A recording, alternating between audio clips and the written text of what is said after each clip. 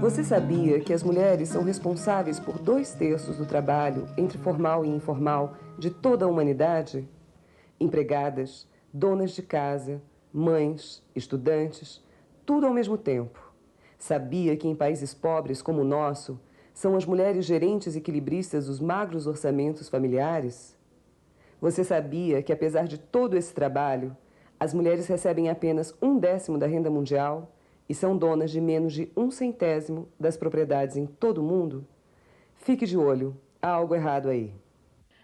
Dulce, até quando as mulheres vão ser culpadas das coisas ruins que lhes acontecem? Que é o que eu falei no começo ali.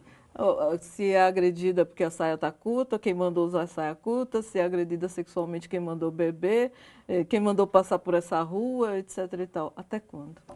Olha, até a gente mudar essa cultura e a gente conseguir, de fato, construir o Estado laico, porque nesses últimos 20 anos tem crescido o fundamentalismo religioso, conservador, né, em relação ao reconhecimento do direito das mulheres, dos direitos da diversidade sexual, e pressionam o legislativo, pressionam o executivo, estão nos meios de comunicação, tem uma inserção muito grande nos meios de comunicação, pregando justamente o retrocesso em relação à garantia dos direitos individuais, da autonomia das mulheres. Então, quando né? a gente vê todo esse barulho em torno de Marco Feliciano, presidente da Comissão dos Direitos Humanos, a gente também tem que batalhar por esse lado, não é só a questão dele ser racista e homofóbico. Não, ele As mulheres também são reprimidas claro, nesse processo. Ele fez uma declaração explícita em relação aos direitos das mulheres, né? E mais, assim, as religiões estão pleiteando, segundo um projeto de lei, poder inquirir o Superior Tribunal Federal em relação à constitucionalidade de algumas leis.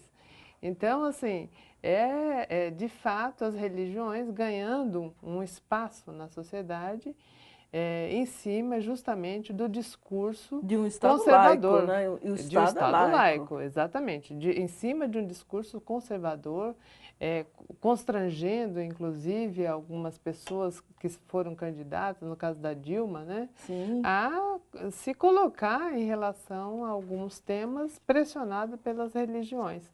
E, em geral, isso está ligado aos direitos das mulheres e aos direitos relativos à questão da sexualidade.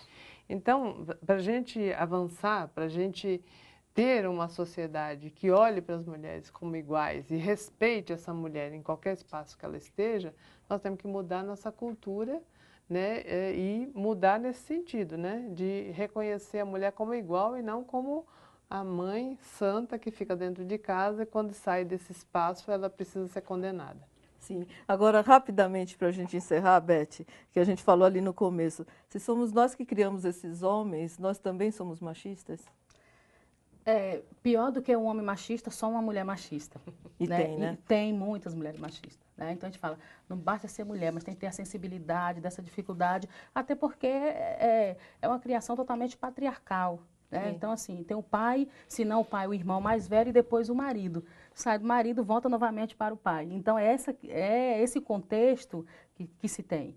Então, por exemplo, as atividades domésticas. É muito interessante que as mães falem, olha, da mesma forma, por que o filho não pode lavar uma louça? Por que não pode lavar roupa, arrumar seu quarto? Né? Então, eu tenho um exemplo em casa de um neto, né, que morava com a minha mãe, e ela falava assim, o Júnior não precisa lavar roupa, se tem nós mulheres em casa, por que ele tem que lavar? Coitadinho. Então, é o exemplo claro do que acontece. Então, aí foi mudando, não, porque temos que dividir as tarefas, imagina o momento do casamento, dividir com a sua esposa. Então, se tem essa mentalidade, então as coisas podem se mudar. Mas se é uma que, né, talvez tinha a visão lá atrás da minha mãe, então, homem machista, né? Dulce, Beth, muito obrigada pela presença de vocês. Eu gostaria de falar tanta coisa ainda, esse é um assunto inesgotável, né? Mas a gente volta numa outra oportunidade. Muito obrigada pela presença de vocês. A gente encerra o programa com você. Fábio. Obrigado. Só 2 recadinhos. Dia 4 de maio eu vou tocar na Tríade Instituto Musical, em Santo André, próximo ali à Avenida Portugal. Só procurar no Google o endereço. E toda a última quarta-feira do mês eu estou com um projeto no Sesc Pinheiros, a curadoria chama Trilhas Eruditas, compositores que escreveram para cinema, toda última quarta-feira de cada mês. Obrigada pela sua presença. Obrigado. Eu vou fazer a miniatura número 5 de Paulo de Tarso Salles.